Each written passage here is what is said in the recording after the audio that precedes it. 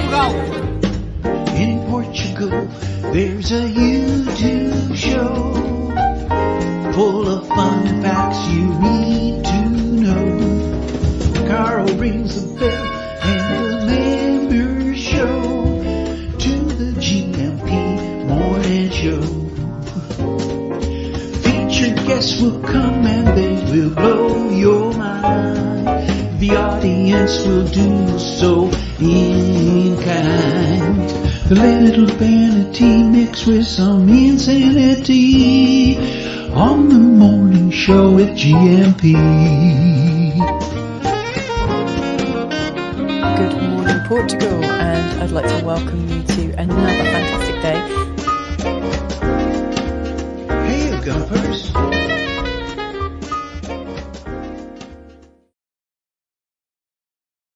Hola, bon dia, alegria. Munson here with the Good Morning Portugal show, a live stream and podcast. Now, who was I sent this by? I think it was Tom who sent this in this morning. His Duolingo seemed to be picking up on what was going on here in Portugal. Of course, the legislative elections, the results are in.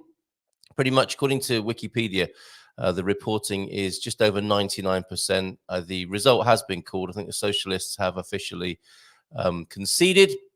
And this is what was being asked on Duolingo. What has been happening in the country? Well, we can answer that this morning, certainly from a political point of view. And it's quite the swing to Chega. If we take a look, and I'll read you, I won't dwell too much on this. I'm very interested to hear your opinions, views, and responses, reactions to this. If we look at Wikipedia's entry on the legislative election, the reporting there, 99%. Interestingly, a 66% turnout here in Portugal, which is pretty high compared to recent years, around the 50% or lower turnout percentage among the population. So it looks like people wanted to be heard and wanted to make their feelings felt. And the most significant feeling that seems to have been felt is the swing to Chega, which is up 36 seats in the parliament. So if we zoom in, or if you have a look at the the fourth row from the bottom there, seats one, it's very close. It was very close between the PSD and the Democratic Alliance, what are seen as the centre right here, and the Socialists. 79 seats to the Democratic Alliance, led by Luis Montenegro, and the PS candidate Pedro Nuno Santos, seen crying last night with 77 seats, which doesn't seem like an absolute drubbing or a thumping victory, as George Galloway might put it. But what's interesting in this mix is how the Chega party, who are described as far right, have quadrupled their seats pretty much in the Portuguese parliament, with 36 extra seats with a total of 48. So it's 79, 77 and 48 across those main three parties, and the others scooping a few, anything between 1 and 5 seats, I think, looking at the other parties that are barely represented in the Portuguese parliament. So an interesting result for sure. Interested to hear your views on that. And I'll just, on the reporting of that, I'll share with you the latest Reuters news agency coverage of the Portuguese election, describing it as a Portugal's conservatives win election as far-right surges. They're calling that a far-right surge. So let's see what they're saying. And keeping up to date with this over at the Portugal Club as well, bringing together as many articles as I can to really demonstrate what's going across the political spectrum in terms of coverage, as well as the actual results as well. So I will put the link to that into the chat as well. If you're a Portugal Club member, you might like to have all of those brought together for you in one place, which is the link that I'm putting on the screen now. Thank you for being here, Anna. Peter already in, Antonio Barbosa, Jackie the Humble Crafter, Baddy. James, of course, will be joining us at 9 o'clock. We've got special guest Stephen White joining us at 8:45, and Tig James, who's a week later than she might be, but she's met with the British ambassador, not about the Portuguese political result or the election result, but she was meeting with the British ambassador, and we delayed her appearance on the show so that she could speak about that and her meeting with Lisa Bandari. Bobby also reporting in from Istanbul. Can't tune in today, have some work to do. We'll check back later how the election's going. Well, that's what we're talking about at the moment, Bobby. And good morning to you, Coach, as well. So according to Reuters, Politicals Conservatives win then the election as far-right surges. Socialists concede defeat despite tight result, it says in a 3-bullet point summary here. Far-right Shager Party quadruples number of seats and turnout higher than previous election in 2022, only 2 years ago. Lisbon then, Dateline, March 11th, Reuters coverage here. Portugal's centre-right Democratic Alliance, AD, won. That's what they're known as, AD. And there was a little bit of a concern that one of the other parties in the on the voting card was called the ADN, which they claim has caused some confusion, especially when they were starting to lose to PS. Anyway, Portugal's centre-right Democratic Alliance, AD, won Sunday's general election. Its leader, Luís Montenegro, said, though it was unclear if he could govern without the support from far-right Chega, with whom he again refused to negotiate. Early days. Chega's parliamentary representation more than quadrupled to at least 48 lawmakers in the 230-seat legislature, giving the combined right a majority. I guess that's the key takeaway. It is a move to the political right here in Portugal. The result underscores a political tilt to the far right across Europe. Portugal, which only returned to democracy after the fall of a fascist dictatorship 50 years ago, had long been considered immune to the rise of right-wing populism across the continent, which is expected to result in gains for far-right parties in European elections in June. So those to come in this exciting and tumultuous year, as well as the Olympics and the Euro football. Earlier, and the American election, and a British election. Earlier, Montenegro's main rival, Pedro Nuno Santos, conceded defeat after his left-leaning Socialist Party. It sounds like it's wonky, doesn't it? Left-leaning. PS, some say it is, in power since 2015, came in second by a razor-thin margin. He ruled out supporting the AD's platform, which includes across-the-board tax cuts. The AD won the election, Montenegro told a crowd of ecstatic supporters in the early hours of Monday, only hours ago, adding that it was crucial for parties in the new parliament to act responsibly, yes, and comply with the wish of the Portuguese people. President Marcelo Rebelo de Sousa still has to formally invite the AD leader to form a government, which Montenegro said he expected to happen, while reiterating his election promise not to rely on the right-wing populists for support to govern. That will be irresistible, won't it? He expressed hope the PS and Chega do not form a negative alliance to prevent the government that the Portuguese wanted. Well, there is that problem here. The AD, the Democratic Alliance there, and its conservative allies in the insular Madeira region, I think that's a geographical term rather than a slur of any kind, won a total of at least 79 seats ahead of the PS's 77, a similar sort of result over there. 4 seats were yet to be attributed after the final count of ballots from abroad. PS had trailed the AD in most opinion polls since Socialist Prime Minister Antonio Costa resigned in November amid a corruption investigation, not charged of anything, of course. Santos said his party would now lead the opposition, which could not be left in the hands of Chega. The far-right party campaigned on an anti-establishment message, vowing to sweep away corruption and expressing hostility to what it sees as excessive immigration. Chega leader André Ventura told reporters Sunday's vote clearly showed that the Portuguese want a government of the AD with Chega. He earlier said Montenegro would be responsible for any political instability if he continued to refuse to negotiate. And Ventura, of course, was a former member of the PSD party, which is part of this Democratic Alliance. At the AD election night party, supporter Paula Medeiros said there was no doubt that instability will be constant.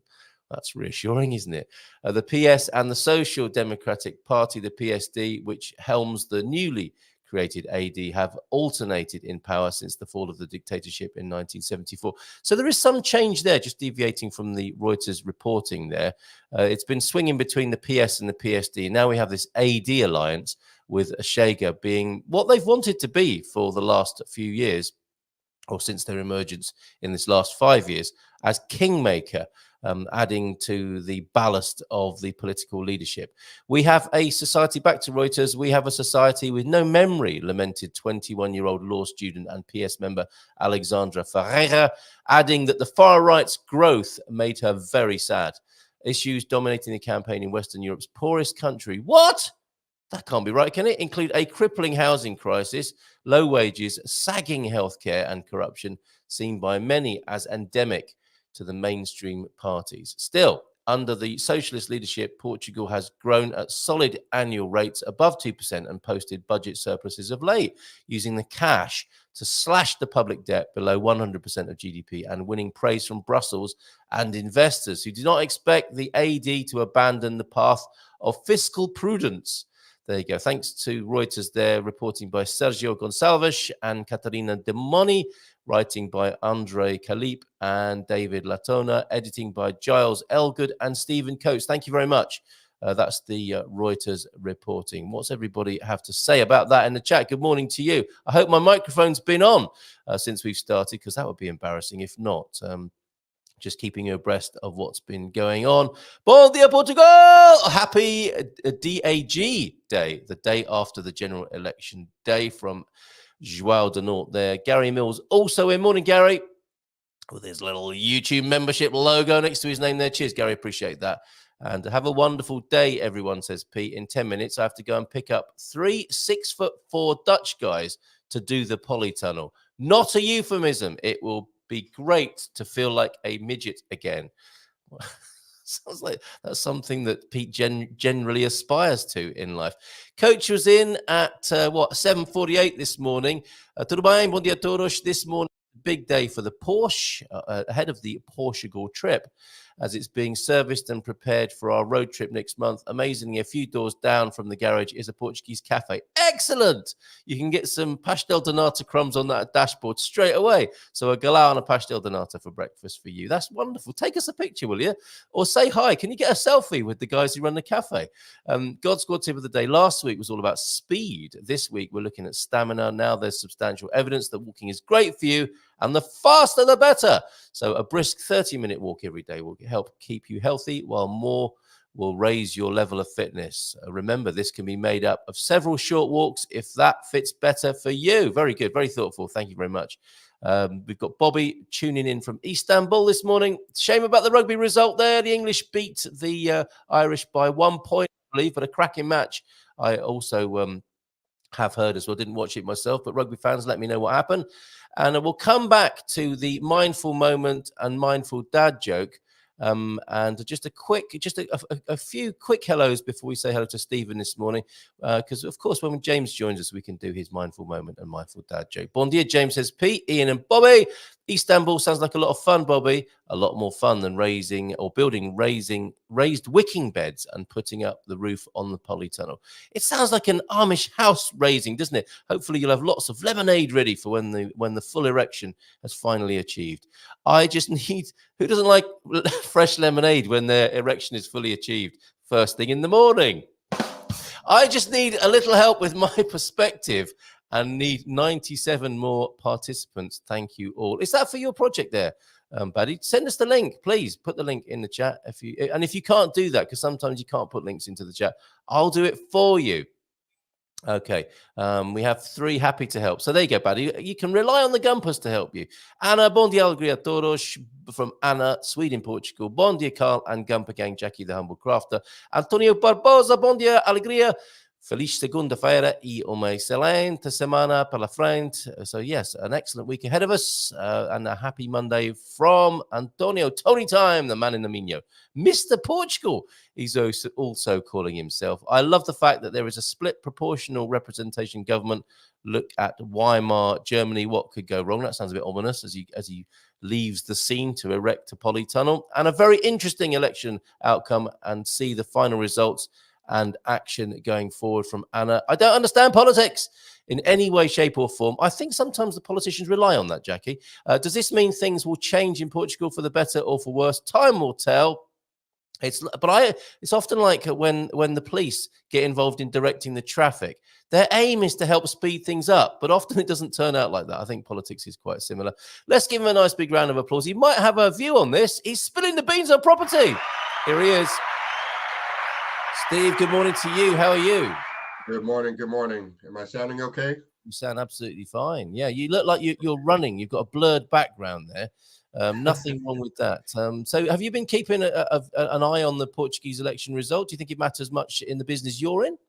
I think it does matter to a certain extent, but it's not something that, no matter how the market turns out, or no matter how people, who gets elected or what goes inside, we have to learn to work around this. So this is kind of like the example of where, in one market, short-term rentals can work, or in another market, long-term rentals provide better returns, or sometimes even flipping properties.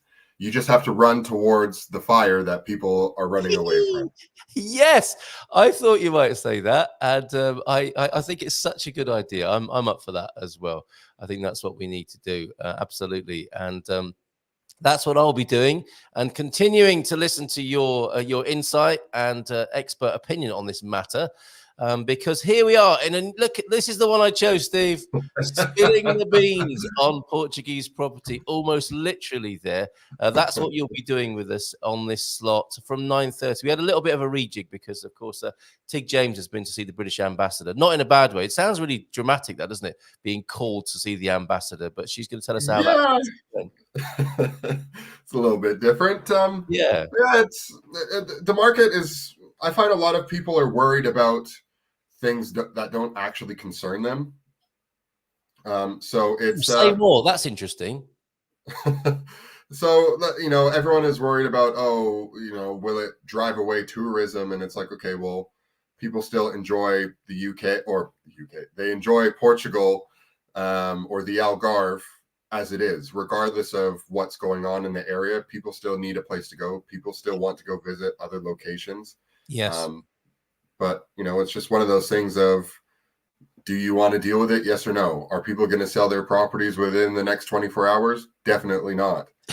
Yes. It's not really going to change anything. And this is where, I've had a few people ask me this morning, like, oh, what are your thoughts? And it's like, honestly, my day-to-day isn't really going to change. I might have to think about my taxes a little bit better, but yeah, I'm not worried about too much. Well, this coalition or a partnership, so the move to the right, it has come with the threat of tax cuts. So I guess you'll always have to have a concern about filing tax here in Portugal, but it might be good news from the point of view, unless, some people want to pay more tax, or so they say. But it looks as though the move is away from I think that high taxation will remain high in Portugal. It seems to be a fact of life here, but there are some threatened tax cuts. So very interesting. And I'm so delighted that you are joining us on a regular basis. From here on in, you will be in the 9:30 slot on this second Tuesday of the month. What sort of things are you going to be telling us about in that slot? So I'm going to try and switch it up every once in a while. So the next one, I actually just picked up another property to fix and sell in Portugal Grande. Oh, nice. Sorry to kind of sidetrack, but I just noticed that my video is kind of slow. Is it doing the same thing on your end? It is a little bit, but we can the sound is fine. We can hear you. And occasionally you're doing like intermittent interval training and running really fast and catching up with yourself, which is perfectly on point with the coach here. Okay, no problem. All right, so I'll get back to what I was saying. Long story short, I plan on touching on a few different aspects. So I'm going to really try and target as much as I can in regards to different strategies that are available in Portugal. And then I'll also be talking about market updates, talking about different locations outside of the Algarve and Porto and Lisbon that you can invest into at a reasonable cost and still make a good profit. Great. Excellent stuff. And I think we'll see some of this in action, won't we? You're not just a pontificator. You're a man who gets his hands dirty with this stuff. And you've got a few projects under your belt. And maybe you'll show us some pictures and keep us up to date with the progress of particular projects. And people can see it from a practical point of view. 100%. Yeah. Okay. And just to refresh everybody's memory, what is it that first attracted you to Portugal? When you could have chosen quite a number of places. Am I right in thinking you're in that kind of you run towards the fire, but are you part of that fire movement? Is it financial independence and retiring early? Are you part of that whole interest group? Yeah, there was a point where I was like, I want to be a millionaire. Yeah. But now I'm at a point where I just want to be comfortable. Excellent. Yeah. And right now, Portugal, when I first came to the UK in 2015, I was investing in property, but I found that people were always overbidding by 20 or 30 grand, and the numbers didn't really make sense to me. And it got to a point where I started to think, okay, where is another market that I can invest into that's not too far away, but I can achieve with the 20 or 30,000 pounds that I had saved up. And Portugal was one of them. It was actually, and it still is, cheaper to fly to Portugal than it is to travel up to Birmingham or Newcastle, and it's also half the time. It's incredible, isn't it? Truly Yeah. incredible that is the case. But you're making the most of that, by the sound of it. Yeah, I'm trying to do my best. I'm still back and forth from the UK and Portugal, just because what I guess my business model relies on really is people looking to either retire or relocate to Portugal. Yeah. So I still deal with a lot of Portuguese people that are looking for homes, but especially in central Portugal, where not as many tech jobs are being offered. Some people, they cannot afford to retire in the UK at the moment with what their pension is. And Portugal, or even other places in Europe, are their only option for themselves to survive. Very interesting. And so not only did you, if not fall in love, but certainly see the advantage of and benefits of Portugal and the culture here, it's Central that's caught your eye specifically. Could you tell us more about the circumstances of Central Portugal that are so attractive to you and that you could recommend to others? So the thing with Central Portugal is right now they've got a lot of incentives to bring in younger communities or younger families into the area. So they're all for refurbishing of properties that are either in ruins or that were destroyed by the fire, or just even providing local housing for the high school kids that are up there and the young families that are up there, because there's a lot of people that are relocating to Central Portugal in high numbers and in high demand, because it's still one of the more affordable places in Portugal to live. Yeah, but it's not just about the numbers, is it? Because it is. I mean, you and I think, share a love of the atmosphere and potential of Central Portugal, and I mean that's why I'm especially excited to see what you're doing there, because it's going to bring life back to the interior, which I think is so important, and it's such a win-win. It's a win-win for the country, but absolutely a win for anyone who decides to do that. And the market seems to be leading that. It's not just quality of life. It seems that people, well, typically in the culture we live in, a sort of capitalistic culture, that it's now that the hot spots are overpriced and overheated, that people are thinking, well, where else can I go? If not another country, then another part of the country. And Central Portugal seems to fit that bill. Yeah, Central Portugal, I'm not going to say it's for everyone. I grew up in Canada, so I guess the whole aspect of living in mountains and having to travel 45 minutes to the next biggest city doesn't really bother me, because I used to travel 45 minutes to school every day where I grew up in Canada, just because it's so spaced out. And being 45 minutes from the beach, or even 20 minutes from another location where I can go and have lunch or do something like that, doesn't really bother me in the long scale of things. But it can for some people that are used to living in central London or in major cities. Central Portugal might not be for you, but that's where the Silver Coast comes in. Oh, go on, say more. Yeah, the Silver Coast, it offers a lot of options, and there are some places in central Portugal that do offer train services that take you around Portugal within reasonable time periods. Even buses to travel across Portugal, or even Europe in that case. You could travel to certain locations in Portugal for under 10 euros. Yeah, absolutely. Well, I grew up in London, in the intensity that I think you're alluding to. And I wanted to move to Portugal, to central Portugal. However, I've ended up on the Silver Coast. So that's a bit spooky that I followed your advice long before I even met you. You were calling to me like the Terminator through time. And here I am on the Silver Coast, which I guess is technically also central Portugal. You know, we're on the marginal of central Portugal. So I'm very keen to see how all of this unfolds. Oh, like Miranda de Corvo, says Michael Barton. Yes. Do you know of Miranda de Corvo, Steve?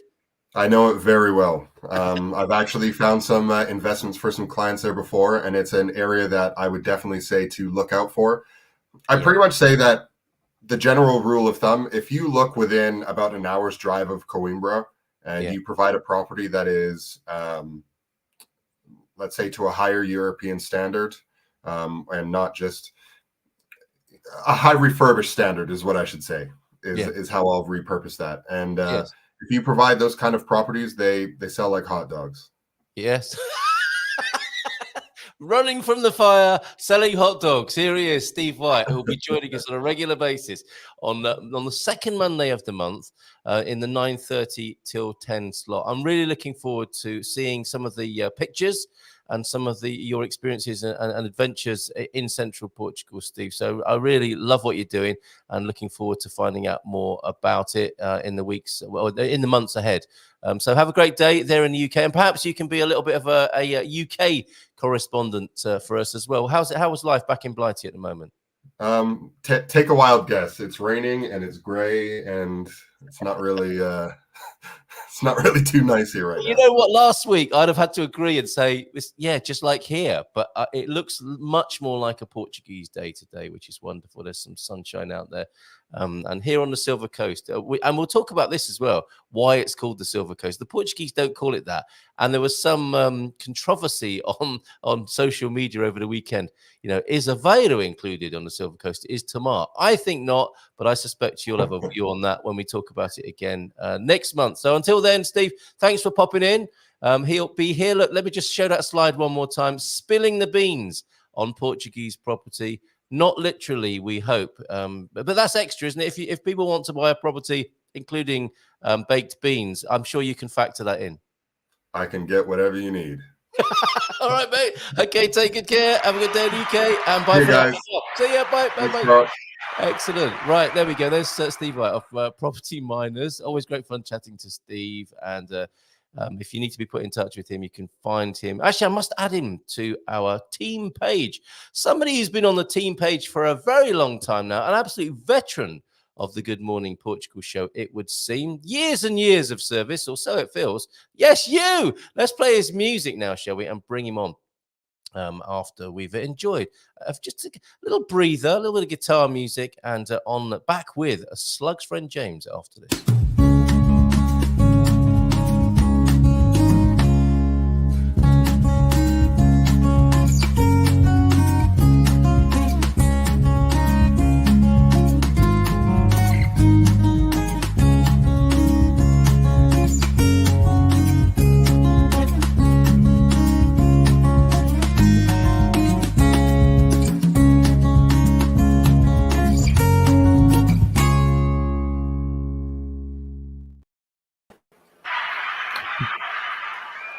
Bom dia!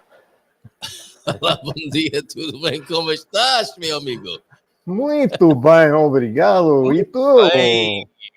Muito bem, obrigado. Let me just find the Como right... foi o teu fim de semana? I'm going to let Philomena speak for me if I can find her. I didn't have... I never heard Philomena talk like that before. Muito bem, obrigado. Okay. I couldn't find Philomena has changed a lot since the last time I saw her. Yeah. Which was last Friday, of course. Sorry about that. I will find them muito bem. You need some better labels on those buttons or something. I need glasses and labels. Quite the combo. And I think it's being a bit excited as well. Your music is great. I listen in the track this morning. I could hear the cajon or the really nice syncopated rhythms that are being made, not by conventional drums in there. So excellent theme tune. Love it every time we hear it. Don't get tired of that. And neither do we get tired of you, Slug's friend James, on this Mindful Migration Monday morning. How are you? How you been? I've been great.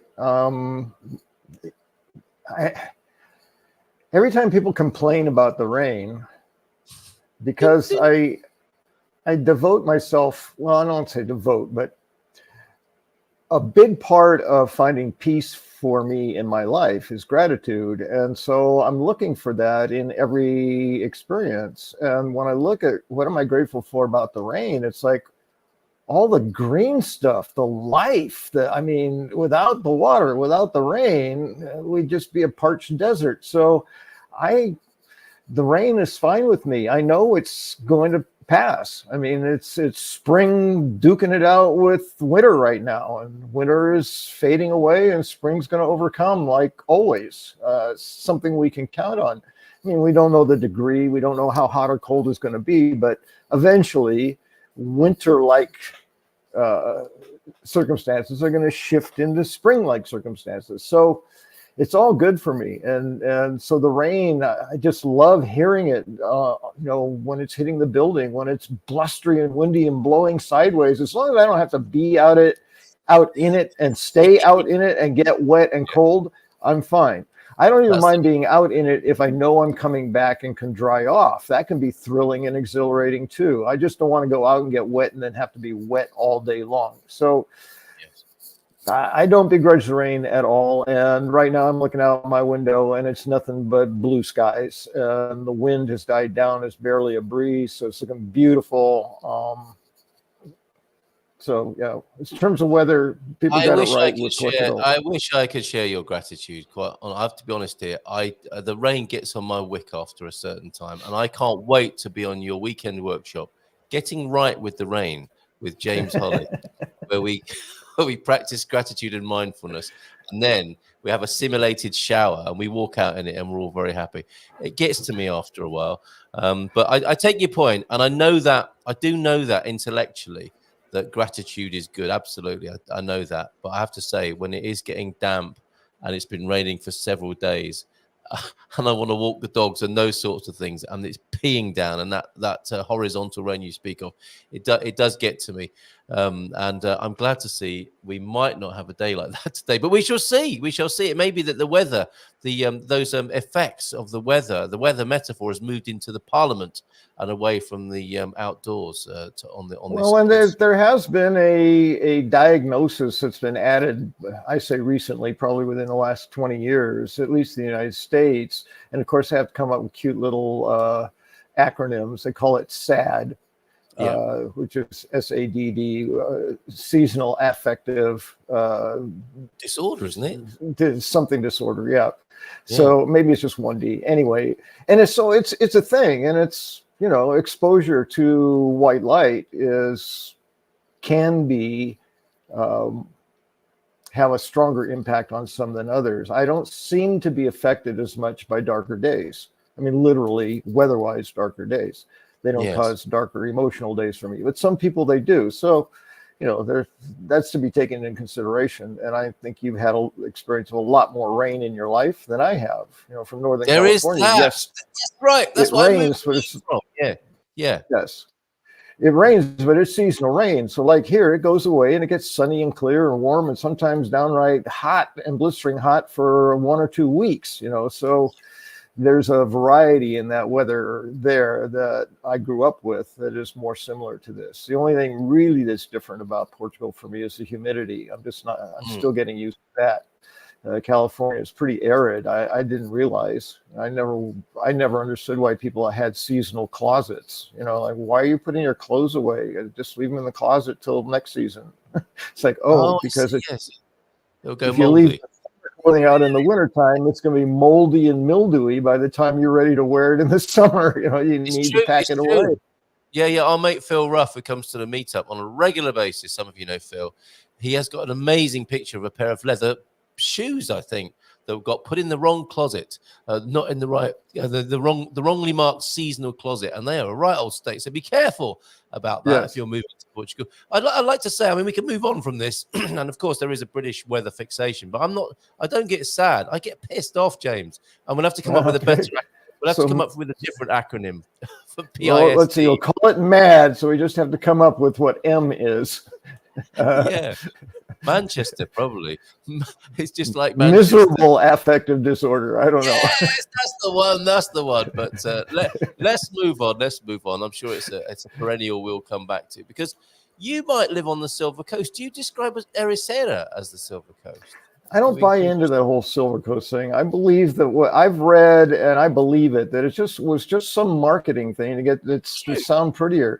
The entire coast is silver at sunset. I mean, the ocean always goes a beautiful silver color, and the sprinkling of the sunlight when it's clear and the gray clouds.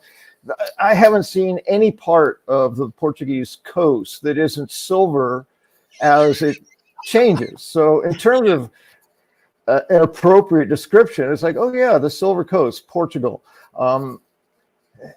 I think, and I even feel it. I feel a certain sense of, ooh, I want to be in the Silver Coast. I don't want to be in the Green Coast. I don't want to be in the Brown Coast. I want to be in the Silver. It's like, it doesn't mean anything. It's just a name someone threw on it, probably to get people interested and to sell some real estate. I think there's anything wrong with selling real estate, but it's marketing. There are other theories. When I asked, because this came up on the Dream Team session last Thursday night, and I asked Daniel and I asked Yilda and Nuno about this, and they said it was just called Est. It's just called East, the coast of Portugal. Which doesn't sound, if you're a marketing person, you're going to probably go with Silver Coast rather than Est. And there's also Costa de Prata as well, which is, I don't really know what that is. Not Prato. It's not the Plate Coast, but is it like the Silver Plate Coast? So it could be a Silver Coast reference from the Portuguese. Well, if they meant silver, they would have thrown that in there, I believe. And California gets called. There's parts of California called it's called the Gold Coast, but there was a gold rush in Central California back in the 1800s. There's a reason that things are called gold there, and it's probably also marketing, but there was I don't think there was some massive silver deposit on that section of the coast of Portugal. I don't know, but maybe. I don't think so. Yeah. So, okay. Well, we've got a few other theories this morning. Prata is silver, Costa de Prata. So there may be a Portuguese case for it. It's called, they might have translated it from Pratu. See those vowels. Yeah. It's Pratu called is plate. Because of the grey clouds, lol. That's Antonio Barbosa from the north coast, having a little dig at the Silver Coast there. But is the Costa Verde up there as well? That's another thing we can include in this conversation. Is up beyond Porto is the Green Coast, I believe, not well known, but Costa Verde nonetheless. Is that true? I haven't been there.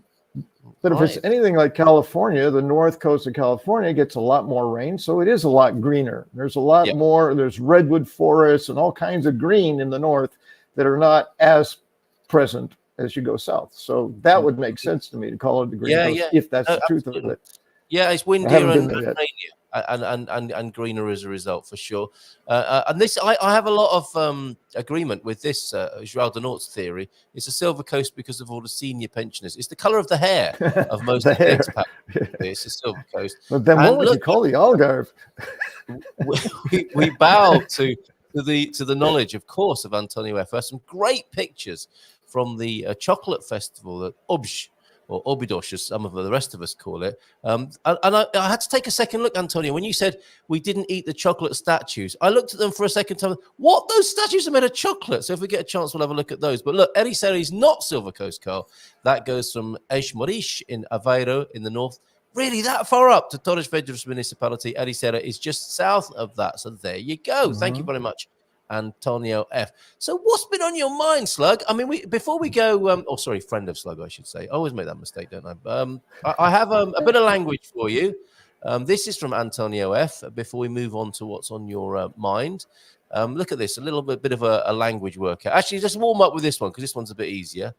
And this is a bit late for Valentine's, but the gentleman says, "Não gostas das flores? Do you not like the flowers?" Eu queria I vinho want tinto. red wine from Yeah. the Alentejo. Yes. It's like roses are red, and so is wine from the Alentejo. So a So fail give me the there. wine every time. And this is rather lovely. É a prosperidade que nos dá amigos, mas é a adversidade que os põe à prova. What do you think that means there, James? Well, there's a number of words, just vocabulary I don't know. It's a couple I can work out. So if I always go to literal first as I work on it. So A would be it is prosperous is where I would go with there for us, and not and of the Well, friends. it's prosperity. It's prosperity that brings friends, that gives us friends, the amigos, which I'm But sure you it is adversity that, and I don't know point. that's one of those or terrifying. proof. Maybe that's proof. Yeah, that's a terrifying conjugation, I think, but it puts them to the test, the prova. So prosperity gives you friends, but adversity puts them to the test. Another fabulous Portuguese saying, which you'll find at the Portugal Club.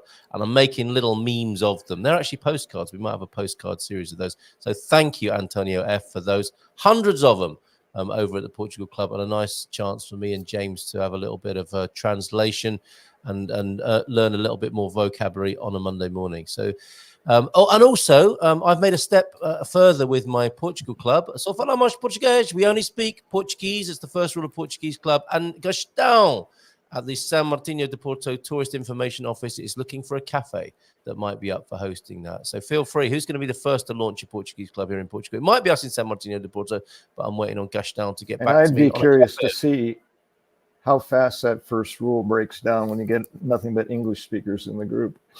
Well, I I'm thinking of suspect it will having break down to English really fast. I Yes, understand but and appreciate the intention, but it's just so easy to not do it. So I understand. It's I a understand. great I'll be first policing rule. this hard. I'll be policing it hard. I'm going to wear a high-vis jacket and I'm going to have a clipboard. Shaking and your I'll be finger. Yep. And also, I think we might have a swear box where if you speak English, you have to pay a little fine, which is given to a local charity. That could work as well. Yeah. It's akin to the idea that I thought was a great idea that people did fairly early on with the whole social networking and where face and phone phenomenon that occurred whenever that started occurring. People would go out and that's all people be on face on their phone while they're at the table, having a meal. And the idea was, let's just make a rule that we all put our phones in the basket in the middle of the table, and first one to pick up their phone pays for everybody.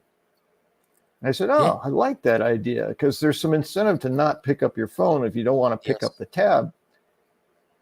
I went to one of those functions. I had no interest in my phone whatsoever. I knew I was not in danger of having to pay a penny, and it wasn't about the money, it's the lack of interest in the phone when I'm with actual people. And in somebody's phone went zzz, and every single person went and grabbed their phone. It's like, who was first? Who was first? They're paying. And then they didn't have to pay. So I was like, oh, well, that's worthless. So some rules, they're well intended, but enforcement is required. So yes, it has to hurt. It has to hurt. Yes, definitely. Well, and it has to be regulated. Police somehow, somebody has to hold people accountable to the promise that they've made to be a part of it. So I will be doing that high-vis jacket, and because get a little spray, get some boots, and tuck your pants into them. That would be great. Okay. Maybe have a taser on a belt that has a bunch of black belt equipment on it. I'm really enjoying this. Yes, thank you very much for that. Another political then comment. Walk around slowly with your hands kind of in your belt a little bit and just sort of look. And a flash of the mankini underneath just to break the mood a little bit. I don't know. I haven't seen that with any of this now. No, that's true. And I'm not asking either. Good morning, fellow Portuguese. Is a little bit more political commentary. We haven't talked about that yet this morning, James. Good morning, fellow Portuguese. It may not be doom and gloom yet, as yet. We're in for some interesting times ahead. Right or left, they're mostly corrupt, will never work for the general public. Oh, Frank, you're so cynical. Good morning to you, Lee, as well. And Frank Nibley, who's also joining us this morning. Very good turnout this morning. Thanks, everybody, for being here. Portugal Life Extras. I think that looks like Veronica there with an additional YouTube channel. Welcome back, Veronica. You sent me a lovely video of some jugglers at the airport. The street entertainment when you arrive in Portugal is fabulous, and we've got a little video of that on our YouTube channel now. The Jugglers Up Ladders, who welcome you when you come to Portugal. Jackie, the Humble Crafter, getting excited about the chocolate festival. I'm on my way. That's what I call heavenly. I'll show you some pictures to get you salivating even more. Is the chocolate festival a yearly thing? I would love to spend a few days there. I retrained as a confectioner during the COVID era. You'd love it, Jackie. Yes, I believe it is. And what's this problem you're having with your phone? I didn't see the first bit of that. Silver Coast sounds like Silver Hairs, aka the place for us oldies. And you're being challenged, I think, to find a name for your part of the coast. Sorry, Slug's friend James. It appears your part of Portugal is Saint Norma Coast, the no-name coast. Can you improve on that? Yes. Ericeira. You don't need to say any more than that. Come on down here, take a look. Tell me it needs a different name. It is a gorgeous. If you've seen it, see, it's an in name. If you've seen it, you know the beauty that it has. So all you need is the name of the villa. That's what I say. We can do better than that. And until then, it is the same known coast. Okay, we'll call it the Diamond Coast, the Platinum Coast. What's the most expensive thing there is? We'll call it that. Difficult. No, that's Cascais. It wasn't that difficult, James. Now, come on.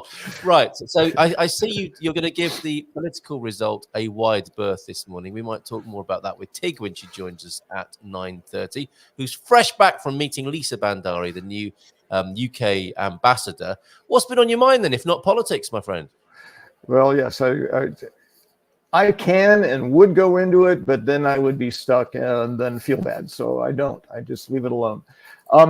My new feature, one thing I've learned, and I always share probably multiple things I've learned, but this is specific about the language that I would love to share because I think it would make learning the language easier for especially beginners, but maybe even people who haven't figured it out yet or whatever it is. And that is that there are 5 vowels basically, and several of them have many different pronunciations depending on where they are in the word and where the emphasis is, and do they have an accent, all those sort of things that change the sounds. And that can get to be dizzying.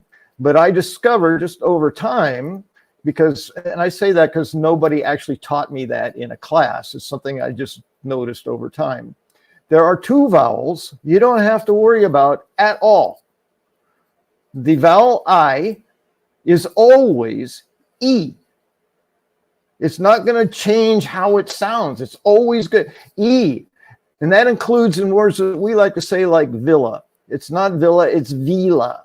So our mouth has to do a little more work. We have to pull the corners back. We have to move our tongue. We have to actually do a little oral exercise to get that E out of there. I is just a whole lot easier. Just it's kind of like meh, it's easier. So I is always E. Anytime you see an I, you're going to say E. Even when we say Lisboa, it's not correct. And I think most Portuguese will say, if you're saying it correctly, you will say Lisboa. But oftentimes, even Portuguese get a little lazy and they don't put all the effort into making it go E, and it sounds more like li. But in honesty, the way the language is pronounced, that I is always E. And then I always take a step back from always, because there seems to always be an exception somewhere. But you're going to be correct 99% of the time if you pronounce an I, E. That's one thing I've learned. And then the other vowel is the letter U. Same thing. Always oo. Always.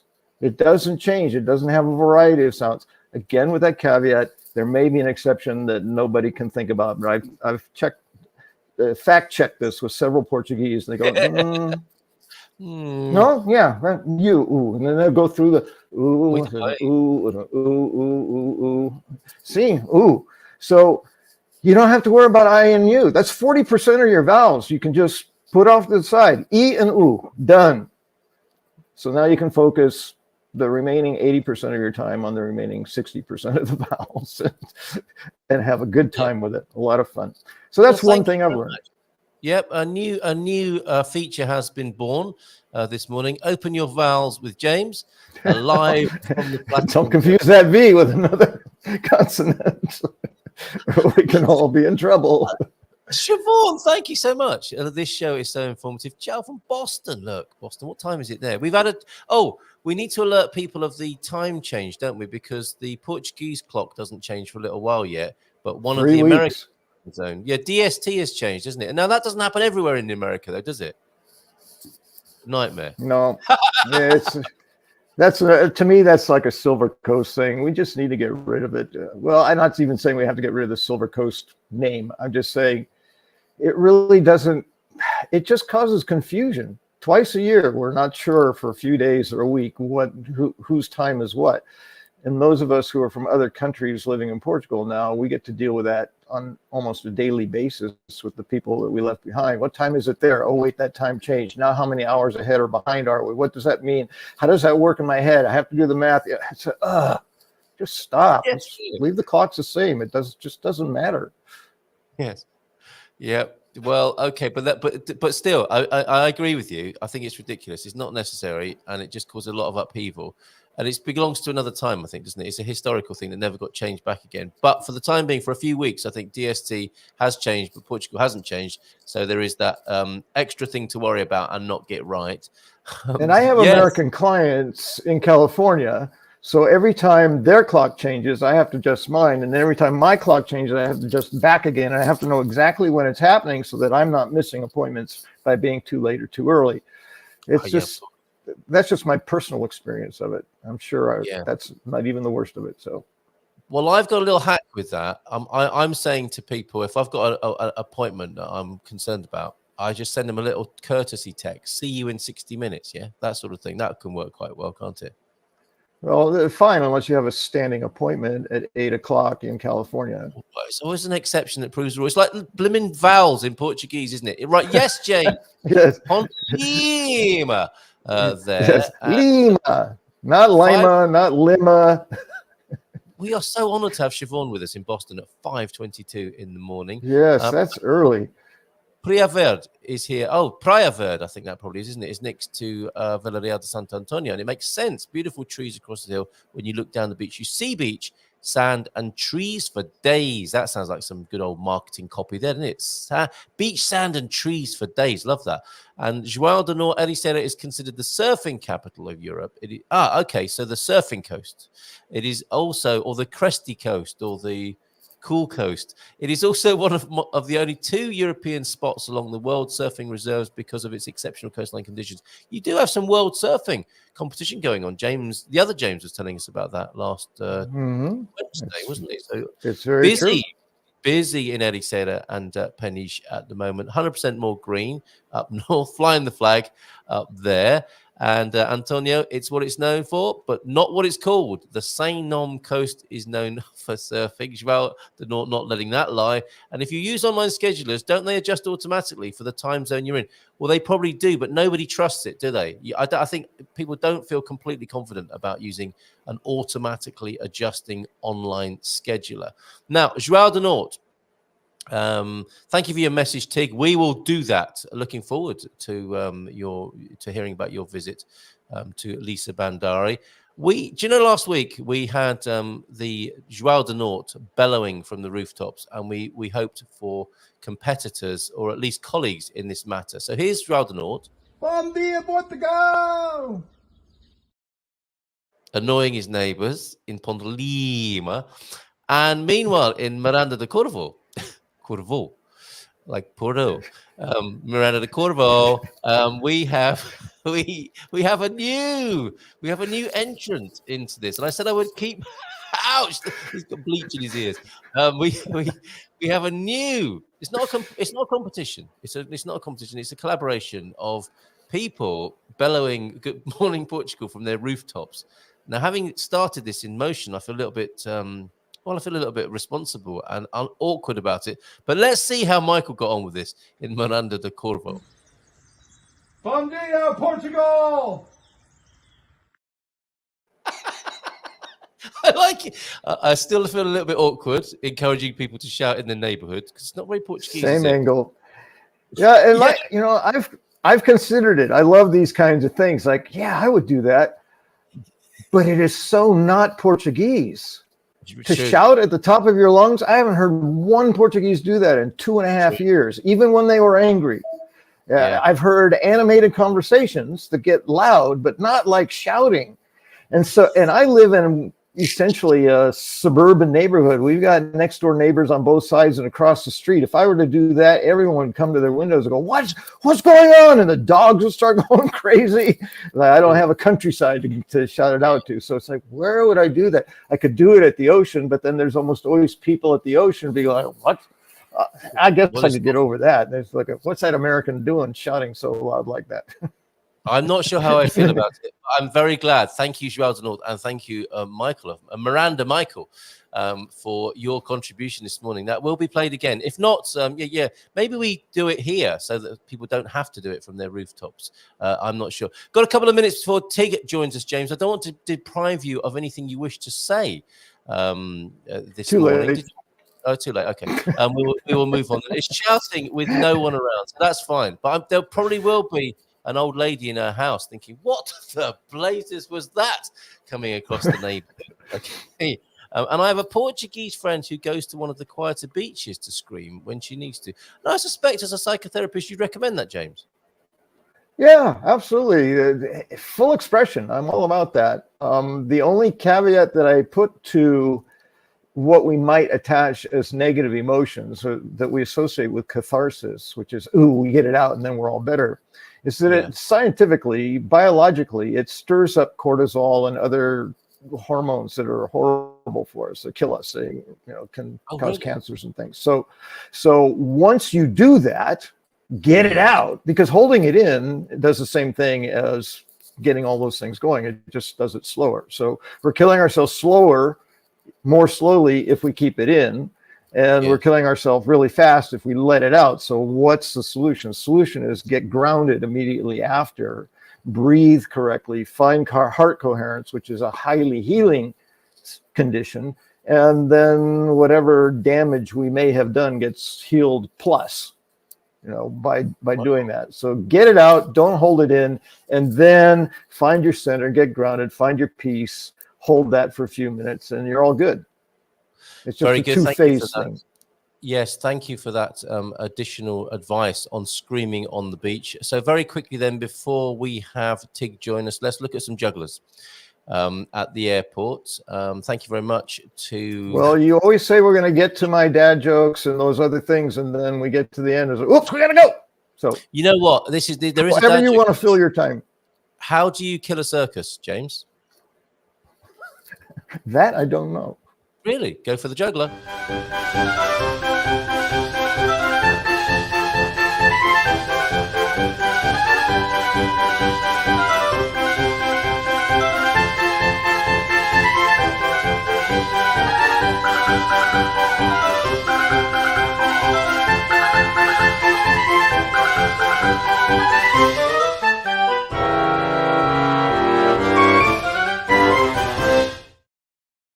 Oh, no, I'm not sure. That's reminding me of the Flying Karamazov brothers. I don't know if you ever knew them. They're a juggling comedian pair.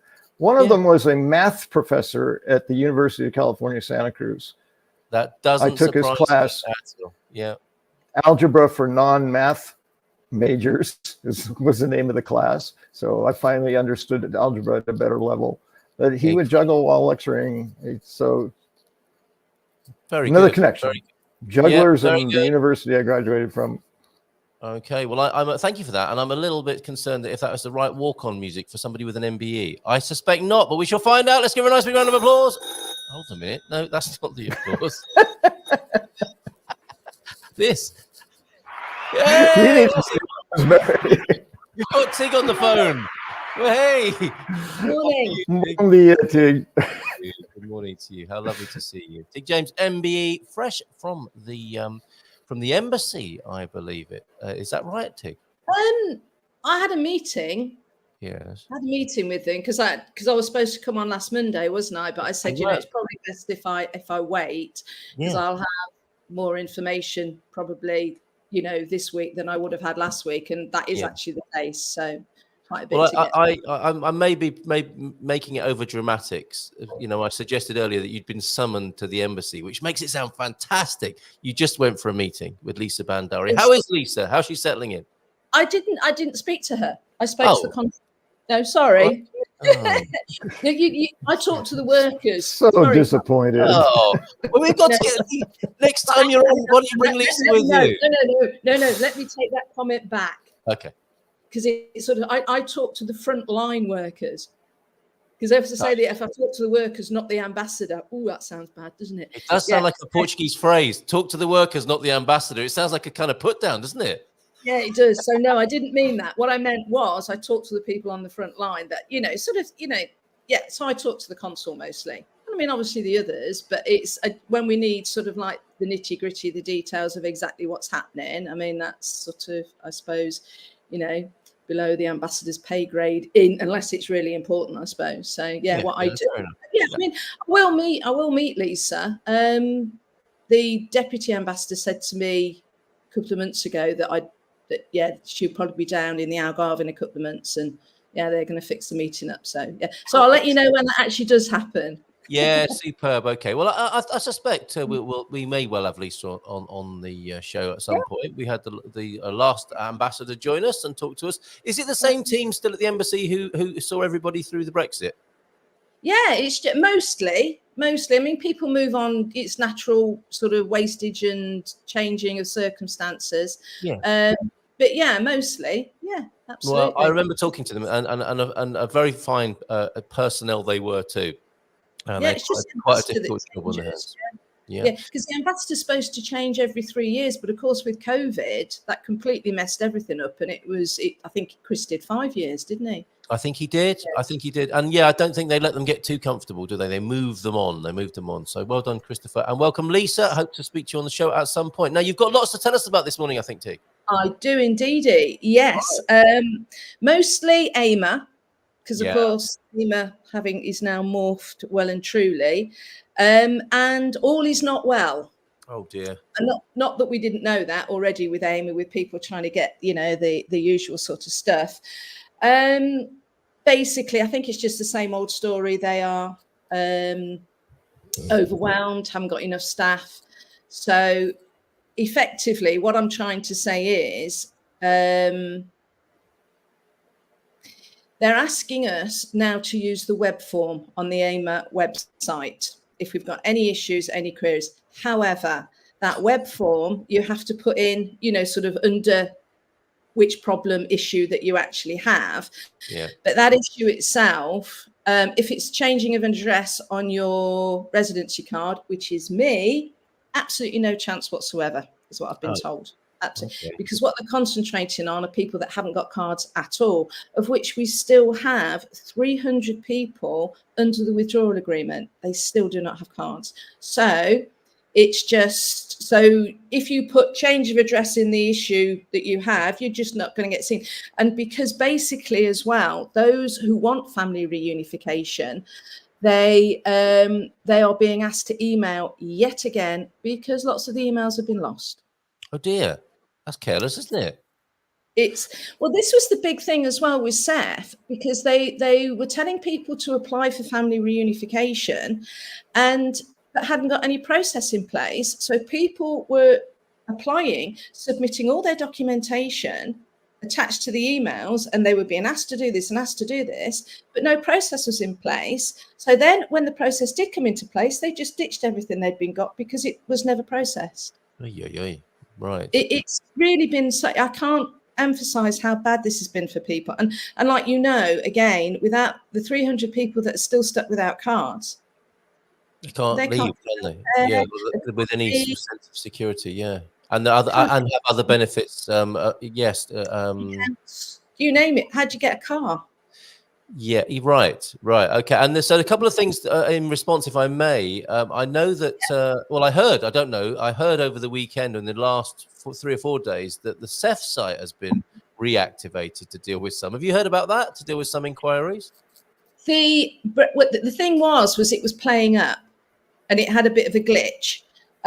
So I don't know if it's been reactivated as such. I don't actually know. But what I do know is for anybody that hasn't accessed the Brexit portal, who was a UK national in Portugal prior to 2021, had residency, or didn't have residency and now wants to apply, must go through the Brexit portal, which is on the CEF site.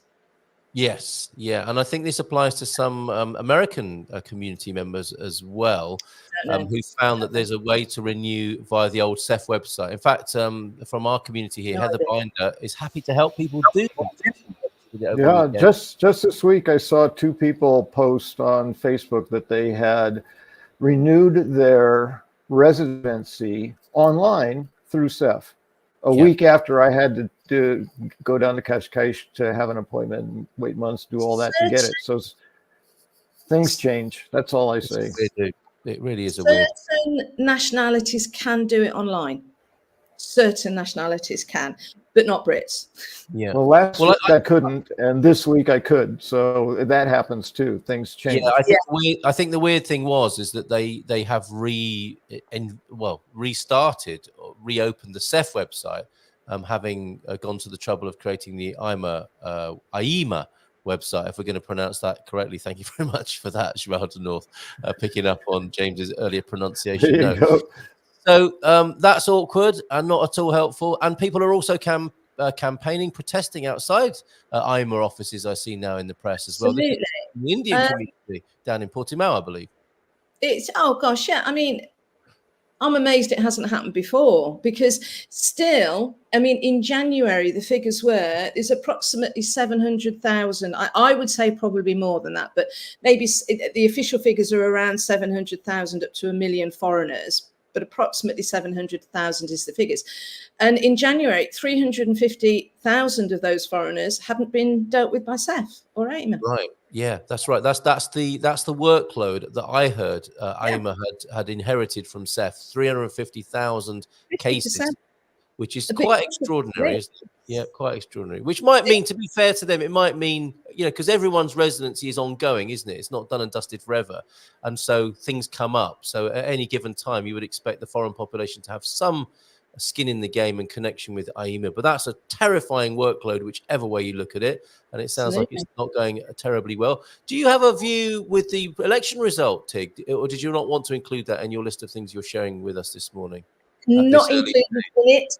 And I'll be perfectly honest, I haven't even looked. Okay. I haven't had a chance this morning to even see anything, do anything, or I'm quite overwhelmed at the minute with what I'm up to. So just very briefly, it's a coalition of the Tooth Fairy, Father Christmas, and the Easter Bunny are in coalition, and all our dreams are going to be made true. Not from next week. So carry on with your list, please. Okay. Normal politics and politicians' results then. Yeah. Yes, absolutely. Yes. Thank you. You're very welcome. Now then, the one good thing is the guy that is in charge, bearing in mind we've just had an election, so who knows if things are going to change. We never do we? We never do. Yeah. So the guy that is in charge of AIMA, whatever.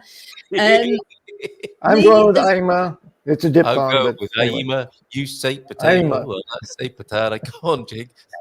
He has promised, and actually this one I'm quite hopeful for. He has promised that all services, AIMA services, will be online by the end of the year. This is the new head honcho, the Grand Fromage, or the Queijo Grande of the AIMA. And the reason that I actually do put some credibility into that is because he was the guy that did all the COVID stuff and got us SMSs for our COVID vaccines and all that. And that system worked very well, didn't it? Is this the ex-military man? I think so. Yes, I know. Wasn't he the Navy guy also? I don't know. An ex-admiral or a retired admiral who came in. And I think you do need a sort of military mind, I think, to make these things work. So I understand why you would think that could possibly work. He did. If the system is like he produced in COVID, I mean, it worked. Right. So Battle strategy. Why wouldn't that work?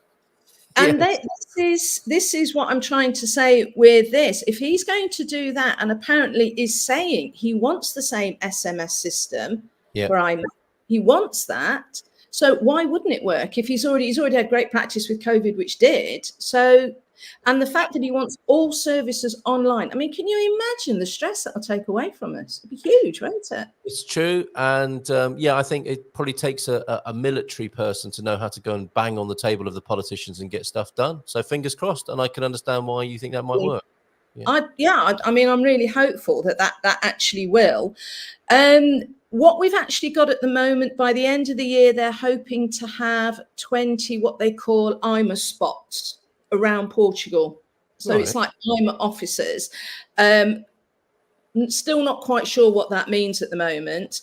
Also, there are, let me just get the figures for this. They've Would you got say goodbye to the OLP at 3:41 a.m. in Montana, who also asked earlier on, Bon dia, you wonderful gumpers, daylight saving time. Oh, we were talking about that. When does Portugal start? I don't know when our official clock changes. When our 3 spring, weeks 3 weeks from now. There you go. That's from James. Sorry, from Tig, carry on. yesterday. Yes. Yeah, there's they're changing, sort of like in well, I mean, some people know that in sort of around the country you've got the SEF officers, haven't you? Yeah. Some of those have been changed into IMA officers, but not all. And I don't know which ones have, and I don't know which ones will be and which ones won't. But I think this 34 seems to ring a bell with me, but I've not. Hang on a minute. Let me just have a quick look. And what do you think the benefit will be? This is to make the organisation more accessible and more local to some people, I guess. I would hope so, because if they're going to have 20 IMA spots around Portugal, hopefully that would make it more accessible, and converting the SEF officers to IMA as well, but not all of them. I mean, hopefully. And I mean, but again, if you think about it, if they take a load of the services online, that will have a huge workload reduction, won't it, for those on the front line?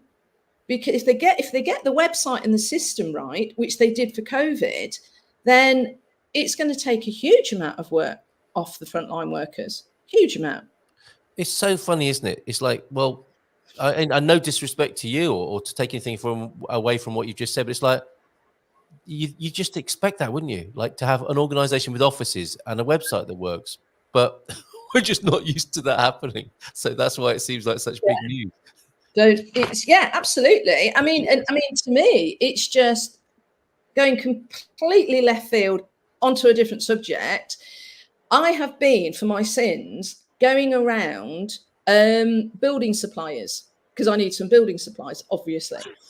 Anyway, but it's all in flipping catalogues. What is all their stuff? Building supplies. Yeah. It's all in what you can look at it online, but the prices and what it is and the company is all online, and they have to ring them to see what the delivery dates are going to be. You sound quite disgusted by that, Tig. Is that not standard practice in the building industry then? It's like in the 1950s, isn't it? I mean, why can't you just look at the stuff online and see what the price is? Okay, I've got you right. Okay, that's probably to draw you into the office and draw you into a sales situation. You have to go in every single. And I mean, my poor little car, it's just like it's got sample tiles, and it's just like it's running out of tires going around all these. You're not talking about the big Leroy or anything like that. These are all of them, aren't they? Generally speaking, the tile and ceramic distributors. Leroy, you can go online, but I mean, Matt, please do not go on their website. Okay. All right. You use hardly anything on it, but Leroy you can, but that again, when you go on it, if you put in what you want, if you want to make a price comparison, yes, but if you don't know what you're looking for, trying to find anything. Well, Tig is the great helper of people, especially the post-Brexit Brits. If you can help Tig this morning, what is it? What's the problem you need solving? That you just want to find out what the price is of a blooming tile online and choose whether you want to buy it or not. Okay, well, let's see if anyone's Can't do it. Okay. Cannot do it unless you go in. I'm sorry to hear of your frustration, Tig. But what I'm saying is that so why would Seth and IMA be any different? Yeah, fair point. Maybe the expectation is that websites don't work. very well. Yeah, so there you go. Anyway, so sorry about that. No, it's okay. So yeah, You so go, we've and scream, go and scream on the beach later. Everyone Yeah, needs a rant from time to time. Yeah, it's fine. I'm You're in good company here. So we've got that. I mean, to be fair, talking to the embassy as well, they've had a number of meetings with Seth and AIM this year already. Yeah, right. Desperately just trying to get people sorted and whatever. But the basic message is, if you've got anything outside of not having a card, you're not going to get very far. Okay. That is the basic message. So all those, and I'm so sorry, guys, for the ones that are in family reunification, you're just going to have to apply it yet again. I can't even imagine what that is going to do to people. But there we go. For those people, Tig, who are afraid to be in this condition, and that this happens, doesn't it? It's like, I haven't got the right paperwork. What's going to happen if I get stopped by the police? If I do the X, Y, or Z, am I going to get in trouble? What would you say is the view of the Portuguese government towards people who find themselves in that somewhat potentially terrifying situation? Can I be honest? Yeah. They don't care. Oh, okay. No, I wish I'd said, no, you can't be honest now. It's too late. Cat's out the bag. Right? It's just a mess, just a bit of a mess. Right? You can't produce staff members to do the work that don't exist. Right. And this is the problem, isn't it? Is if they cared, if there'd been any sort of care, we still wouldn't have our cards, would we? If we would have had our cards, years ago. But the fact that they didn't care the effect meant that we wouldn't still have our cards if I didn't a year last August do what I did. So there is no, and I think, again, it's consequences, isn't it? If there's no consequences to actions, and there isn't, there's very little, there's no pressure to actually do that. Well, yeah, it's true. And I would say in some gesture or offer of comfort to people, I think there is a general sort of shrug and eye roll. It's like, if you say, look, I'm trying to do this, but I haven't been able to, there will be a domestic acceptance of that. The problem begins, of course, as you've said, and as you've dealt with people who are in the security borders of other countries, who take a dim view of you not having the right paperwork that they've been told you should have. Germany, for example, would be I mean, that was a classic, wasn't it, when somebody got arrested because of it? It's no, I mean, all I know is, for instance, I needed some paperwork the other day, and of course my address on my card is wrong because I've just moved, whatever, changed addresses.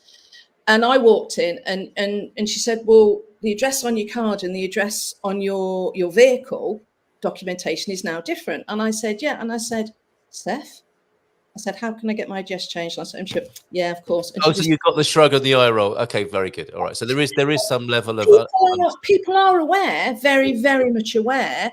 But it's how much, I mean, with the police, I don't know how they're going to take that. I don't know. And it's going to depend on individual officers. It will. That's right. That's absolutely right. So that's the best comfort we can give. Veronica, we have lots of Americans here that are without country, and even that are without country. And even as an EU member, the CEF cancelled my 5-year appointment. So I'm not a resident. And I've just stopped trying. No, that's not true. That's not true. How can we help Veronica? Because what happens is if you have residency, your residency rights continue. Just because your documentation says is out of date does not mean if you have continued to fulfill the residency requirements, you still are a resident. So that's not correct. Okay, all right. I guess the not in inverted commas is a reference. But then you're stuck in that position of having to explain that to someone who's challenging your card because it's not accurate and you don't know what's going to happen. So around and around we go.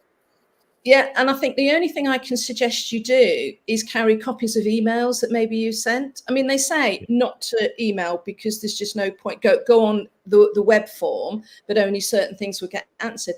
But my attitude would be for exactly this situation is send a web form, get a screenshot, send an email, get a copy, carry it with you to say, this is the situation I'm in. I'm not getting any answers. So do it. The other thing is with IMA is you've got IMA, I don't know what to say now. The things with it, you've got the phones. Do not ring. Please do not ring. Do not ring. And I've had it to me officially said the phones don't work. Yeah, I've heard, and we know of people who've phoned thousands of times as well. So they've Yeah. wasted their lives in that way.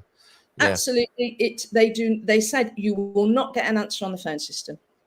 Right, just going back to a couple of steps to you know when you're dealing with an experienced expat or foreigner because they have one of these, a little folder that they carry around with everything from their pet vaccination booklet right through to their social security, for example, and carry a thing like that. It's like playing bureaucracy chess, isn't it? It's like you get challenged, you go, well, I raise your request to my residency card with 27 documents I happen to have with me. It's like, it's okay, you can go. Absolutely. All right. And you've been vindicated by Beverly Maidment here. Tig is right. You can't do price comparisons with roofing, blocks, sand, stone, paint, etc., unless you drive from place to place. So factor that in if that's what you're doing. Or group together, have outings to builders merchants here in Portugal. Sorry, Tig, go on. Carry on with your you've got quite a lot to share with us this morning. Thank you so much. Yeah. There's an awful lot more as well. You just mentioned social security numbers. Yes. Okay. Now then, health centres, a lot of health centres around Portugal are telling you need to have your NIS number if you are to register there. It's absolutely not true. It's absolutely not true. They've got a computer system that asks for it, but you do not need it if you are a resident.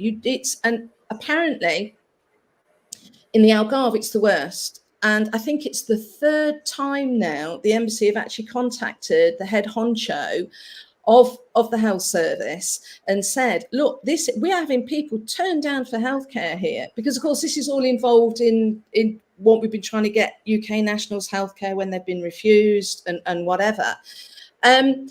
And I think for the third time it is now, the head honcho is having to write specifically to the Algarve health centres to say, do not ask for social security numbers. They're not needed. Yeah. Well, I think what's happened there is that they've had that as a way of kind of rebuffing people, haven't they, with their requests? And it's not, you're right, it doesn't have a legal basis, but it's become a sort of bureaucratic way of dealing with the workload, isn't it? It's like, we need this. And not many people will feel confident enough to argue anywhere in the world. People do not like arguing with medical centre receptionists today. I think it's just a global... They've all gone to the same training school as far as I'm It's funny that, isn't it? My mum was one of those. Yeah. Oh, okay. Yeah. Be a foreigner and try to speak Portuguese. It worked wonders for me. I went from grumpy person across the desk from me to, oh, cute little boy, how can I help you? It was amazing. Very good. Okay, try that. If all else fails, try that. But it doesn't have a legal basis. Thanks, Tig. I can't guarantee results. No. It has no legal basis whatsoever. And of course, you are still going to get, it doesn't matter how much you protest, you're still going to get some doctors, receptionists that are going to say, nope, want it. And there's nothing you can do at that point, is there? I mean, you could fill in the complaints book. You could. I mean, and don't forget, of course, guys, you don't have to do it face to face. You can do it online. So they may not know who it is. So if you want to do it that way. Few other things, driving licenses. It's just to say that UK driving licenses, you do have to, if you want to continue driving on your UK driving license, you can do so as long as you register it at IMT. Okay. Any age limit on that? Sorry? Is there any age limit on that or any other? Not as far as I know. Okay. I haven't been given an age limit. No. But the thing is, as soon as it expires, you have to exchange it. Ah, yes. Okay. All right. Okay. So that's how it is. And if you don't exchange it, then you're going to have to take a Portuguese driving test. So up to you. Yikes. How much fun would that be? Absolutely. I would like you to drive very close to the vehicle in front, please. Very good. Yeah. In Portuguese. I mean, the tests are done in the language, right? So you have to understand what you're being instructed and be able to respond. Yeah. There is some facility somewhere to actually have it done in English, part of it, I think, somewhere, but I know no more than that. I don't know where, how, who. Well, I heard you could have your translator on the back seat, which probably could be very. That would be fun. It would, wouldn't it? Literally a backseat driver. Can you imagine though? Turn left there. You know, because by the time the translator turn left back there. Yeah, all right. No, that's how Mrs. M gives me instructions anyway. I'm quite used to that. We should have turned left there. Oh, thank you. Right, sorry, go carry on. Right, okay. You're nearly as good as my navigation. we've mentioned ETIAS before, which is Oh, of course yes. where Oh, my, I forgot about ETIAS. Just remind us what that is, Tig. ETIAS. Do not ask me for the names of these, for the full names of what these acronyms are. I've completely lost them now. And I think you'll find it's ETIAS. But anyway, go on. Carry on. Yeah, ETIAS. No, because it's for Brits. There you go. Oh, yeah, go on, carry on. Is for UK citizens that are non-residents. They are going to need to get an ETIAS before they come in to Portugal, the EU, in winter 2025. That's Okay, they're going to need to do that. Okay. Yeah. You've also got the ETA, which is going to be required. Now this is interesting because an ETA is for non-visa exempt nationals. Now, UK nationals are visa exempt because we're going to have the ETIAS. Right. This isn't complicated at all. Come on. No. But an ETA is for, it'll be, no, hang on a minute. I've got that wrong. I'm sorry. Oh, my goodness. I'm connecting the dots. James, listen, because we're going to be tested on this. ETA, and sorry, the ETA is required by non-UK citizens to visit the UK from autumn 2024. That's the ETA. That's the UK's version of ETIAS, effectively, then, right? Basically, yes. Okay. They have to have an ETA. Okay. Now, sorry, what I was taught was the EES. The EES is for non-visa exempt citizens. Now, UK nationals are visa exempt, but non-visa exempt citizens are going to need an EES to enter the EU in 2024. Flipping heck. Yeah, this is the new sort of super state border, isn't it? Where people will need a mini visa. I mean, people are used to this in other countries around the world, but now the EU is putting one in place, isn't it? Yes, it is. Yeah. And the thing is, I mean, I was actually out for lunch yesterday with some people say, oh, will it be all right if you drive? Well, you know, if you drive over borders, well, you know, one of the things is the reasons these are all being put in place is so they can track people traffickers, slavery, drug dealers, and whatever, and people that go over borders when they shouldn't. Mm-hmm. You know, it's always the way with these. It's always said, isn't it? This, you know, sort of heightened security, but the effect it has on the law-abiding population is hideous sometimes. But anyway, it's coming. Sounds like it's coming. There's not a lot we can do about it. There's very, very little we can do about it, and I mean, let's be honest. If you're legal, you've got no worries. This is what they also say, isn't it? Yeah. So, and fair enough. Yep. Okay. It shouldn't be an issue. Well, unless you don't know if you're legal or not. That is one of the little grey areas we fall into, isn't it? I think I'm legal. I think I've done everything I'm meant to do, but I couldn't get this or that. I couldn't remember. Yeah, there you go. The European Travel Information and Authorization System. There is a department that thinks these up, you know, but there are consequences to those who are not EU members who would like to travel outside of Portugal. Thank you, Veronica. People are feeling like a prisoner in Portugal. There are worse places, but yes, I get the point. There is a fear to even cross the border here in VRSA to go to Spain to shop. That is, that's a bit rubbish, isn't it? I mean, it just sounds like Phileas Fogg days, doesn't it? We shall cross the border and see what befalls us ahead here with the natives of the next country. Who's saying Portugal life extras? Who's saying SNS told me I no longer can be in the system? What nationality are you, and do you have American, residence? I believe I'll answer that. American. Yeah. So, American. Yeah. But do you have residency? Yeah. They have. Well, that's rubbish. There you go. Tig says. What's happened to our merchandise? We need those. We need the Tig says T-shirts, don't we? Definitely in these sorts of situations. With if you are a resident in Portugal, you are legally entitled to access to the house service. There is no. It's not a grey area. It's an absolute. Absolutely, and I think this is a grumpy health centre worker who's told you something which is not true. Now. That can be challenged, as Tig said earlier on. And I'm very sorry to hear that. This is a right old mess this morning, isn't it, with the situations that people are in? So what you need to do is you need to go back to the health centre when that member of staff isn't on and try again. Okay. Yes. Now there's a good practical strategy that's obviously worked for people. Thank you, Tig, Well, for that. and it's unclear because she said SNS told her. So who is that? Is that the Centro de Saúde? Is that the organization? Is that the government? Who is this SNS that told her that? And how was that communicated? The email or somebody just said it across the desk? But what Tig is saying is, I mean, she knows what she's talking about. If you're a resident, you're in the system. So You're in. they can. You can register. There is. It's an absolute. It's nonsense. Mhm. Thank Absolute. you, says Veronica, for the information to not call and to send an email and screenshot it. Tig, do you have a consult service or a fee for service program, even if it is a gift or donation? Do you accept ceramic tiles in payment? Why do at this rate? I tell you. What I do. I mean, obviously, I lead British in Portugal, and I've been asked, as in these cases, and I completely understand Veronica's, angst. And I mean, it's like we say, there's between 700,000 and 1 million foreigners. I can't take on 1 million foreigners. It's true. It's true. I mean, it's been horrendous with just 60,000 Brits.